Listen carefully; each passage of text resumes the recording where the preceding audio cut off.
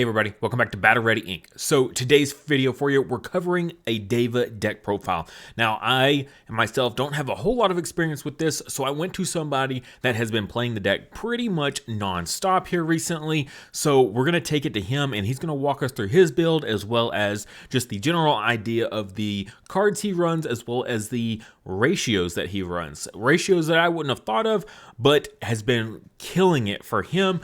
He has gone undefeated multiple times at our locals with it as well. So I do trust what he says in regards to this. All right, so pretty nice and easy starting out. I go for 4 Mother Reapers. I've tried the Demi-Mera package with the Ukamon. I didn't care for it. It wasn't for me. Didn't move quick enough. Took up a lot of valuable space. Next up, one of the 3 of that I do have in the deck is FangLongmon. I love FangLongmon. I love Alliance. Obviously, if I'm having to go first, depending on the hand that I have, I'll try to pop a Mother Reaper in breeding first, so that way I have Antila ready to go to be played to move out my next turn after once I get him in my breeding. So. And then the end of attack, if I have to use him late game, it's always real nice to be able to recover if I believe it's under 3 security. Katuramon, this is one of my favorites. Again, one of my 3 ofs. I think my only other 3 of in the deck for my level 5s other than Antila. It's a blocker, on play, draw 1, and I get to play a diva that's not already on the field or in trash. In the breeding, which is what most of the divas coming out of EX5 all do. But again, blocker, inheritable. It's great. It helps with the aces, which I'll talk about later. Sindura, same thing. Blocker, inheritable. On play, draw 1, play a diva back in the back.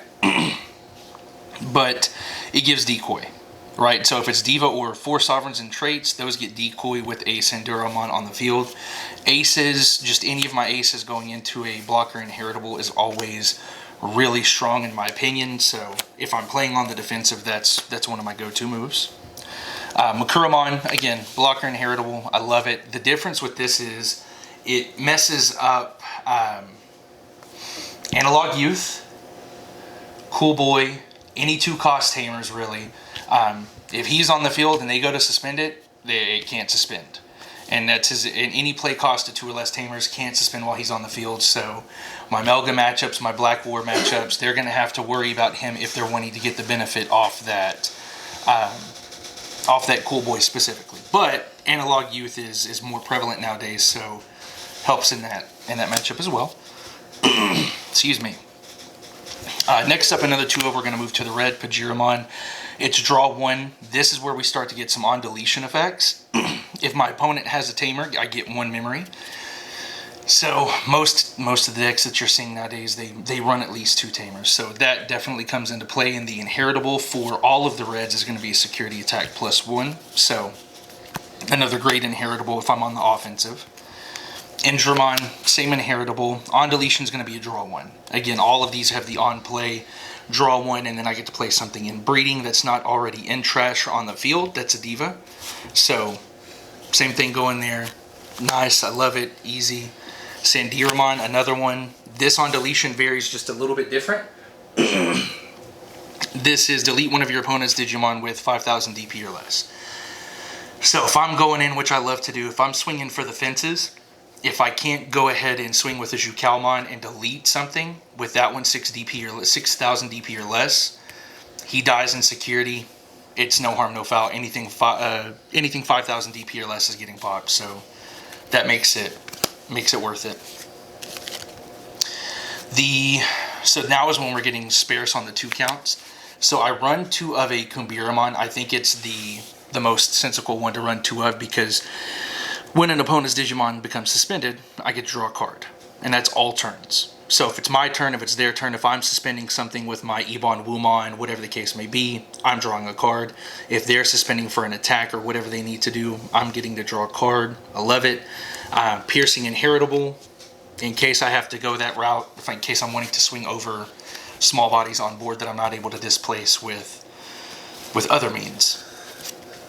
And then we have one of, for my greens, and I apologize if I butcher the name, FangLongmon, and then Vajramon.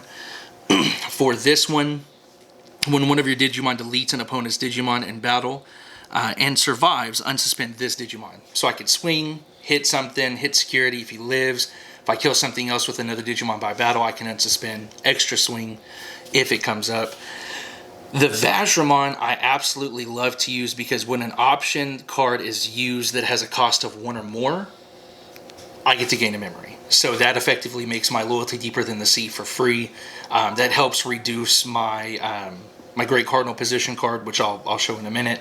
So that does come up, but again, it's never more than, I've never wanted more than one of in the deck. So, and then the last two one ofs is Majiramon and Mihiramon. So this one right here, when you use an option card, same situation with a cost of 1 or more, gain a memory. I love that. The when attacking is, oh, and I'm sorry, these all have piercing on the green ones. The when attacking is if it's 4 sovereigns or God Beast in its trait, gain 1 memory. Same thing with the Mihiramon right here. So this one is when one of your Digimon is played, trash the top card or top Digivolution of one of your opponent's Digimon. Again, it's circumstantial. I like it in there. I would say probably if you're going to flex anything else out in the deck for something else, these would be the 2 spots to do it if you really truly wanted to. And I've thought about it, but I like what I have so far. Now it's where it's some of my favorites. So we're going to start off with the FangLongmon Ace. Nice, fun, lovely. It's amazing because the on-play is the same as the when Digivolving. So for each of your Digimon with Diva or 4 sovereigns in its traits, suspend one of your opponent's Digimon. Then during your opponent's next unsuspend phase, nothing can unsuspend. All of their Digimon can't unsuspend. On deletion, one of your opponents, delete one of your opponent's Digimon that's suspended. So if I'm going for the fences, if you have something big, if you don't have protection, I'm not too worried about the overflow. I'll swing into it to delete him himself if I absolutely need to get rid of your stack. If that's the worst case scenario, if I can't just power over it with his DP alone, I'm not worried about the overflow too much. I'm playing 7 drops all game, so 4 is pretty light. And again, for the on-play, to be able to do that on-play and when Digivolving is massive, because I don't have to play my level 5 and I don't have to Digivolve. I could just drop them down and, hey, guess what? Nothing can unsuspend. Even if I don't have a target to suspend, nothing can unsuspend.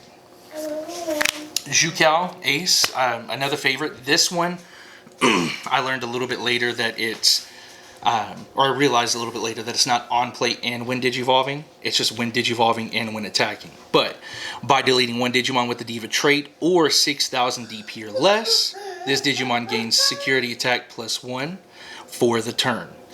Super incredible if your opponent's building up something, if they swing with a small body, if they have a floodgate on the field. I just got to blast Evo into this and I can pop their 6,000 DP or less. It doesn't have to be mine.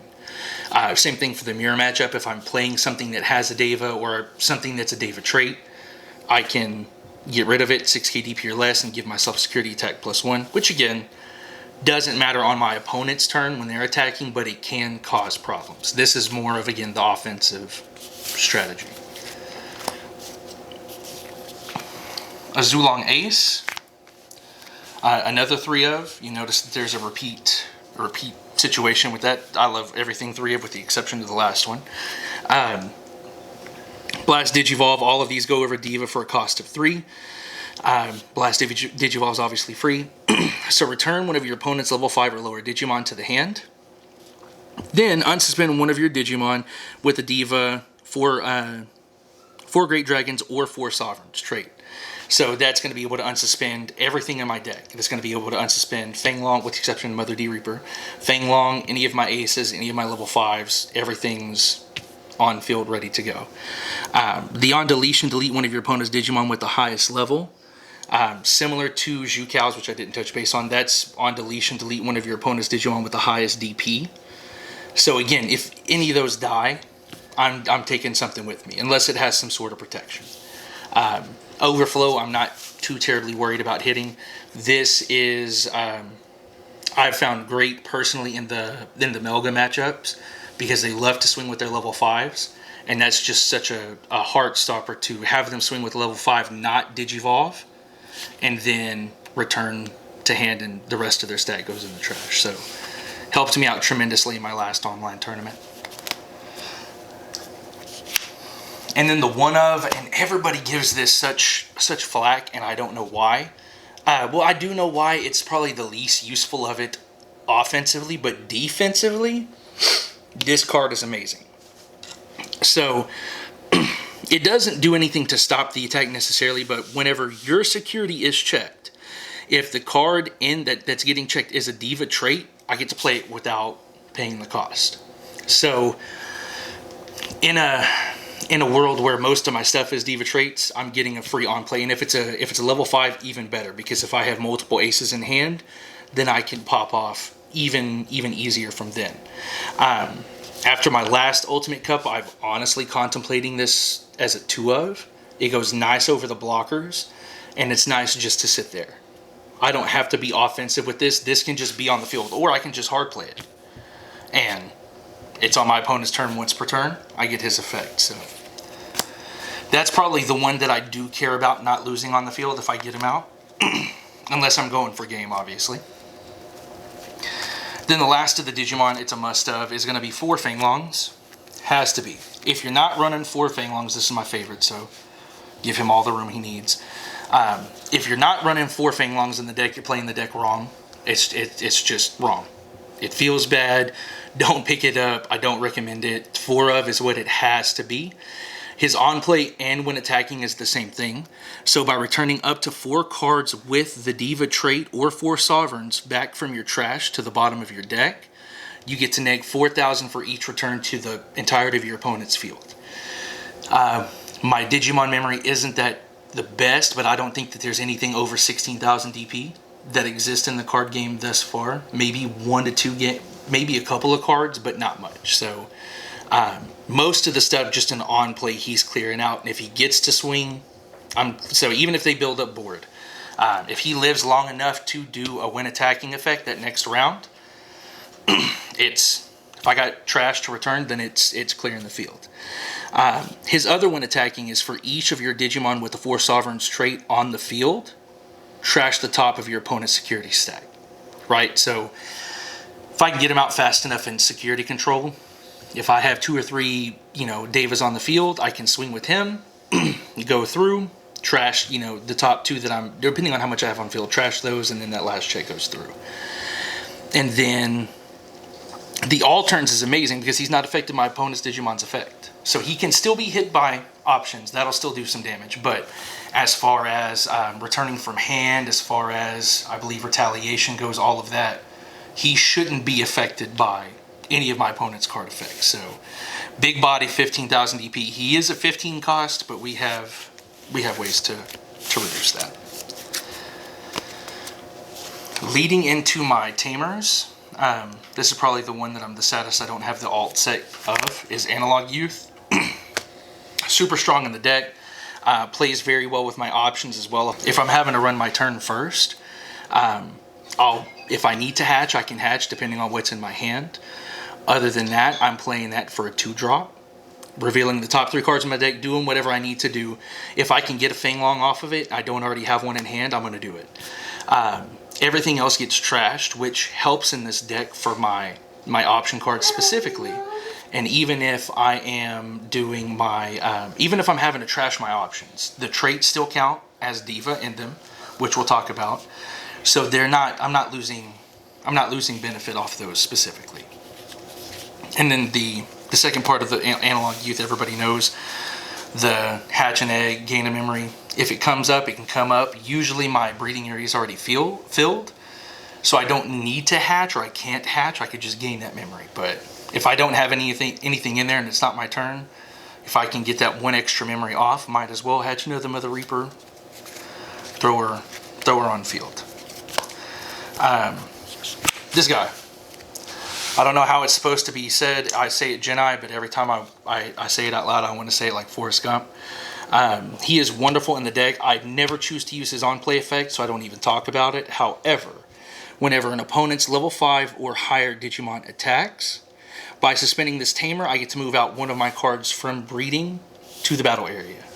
So the go-to play, obviously, which is a big discussion. Some people don't understand, some people have questions. I have something back here. My opponent's level 5 or higher attacks. I swing, promote. Then from there, I go straight into a Blast Evo. Whichever one is fitting of the situation.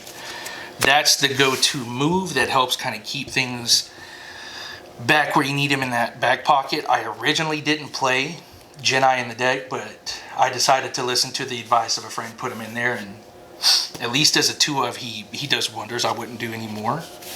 I wouldn't really do a 1-of either, but he's nice. These are probably some of my favorite cards in the deck for the options. I love them. Loyalty Deeper Than the Sea. So whenever I have a Diva or 4 Sovereigns and traits, I don't have to worry about the color cost.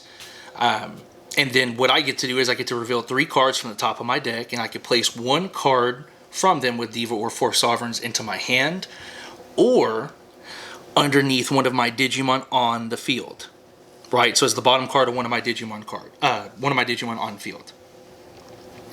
And I get to return the rest of it to the top or the bottom of my deck. So if I have FangLong on the field and I want him to have blocker and I pull something that has blocker inheritable, I can source that or I can add it to hand. It's super strong.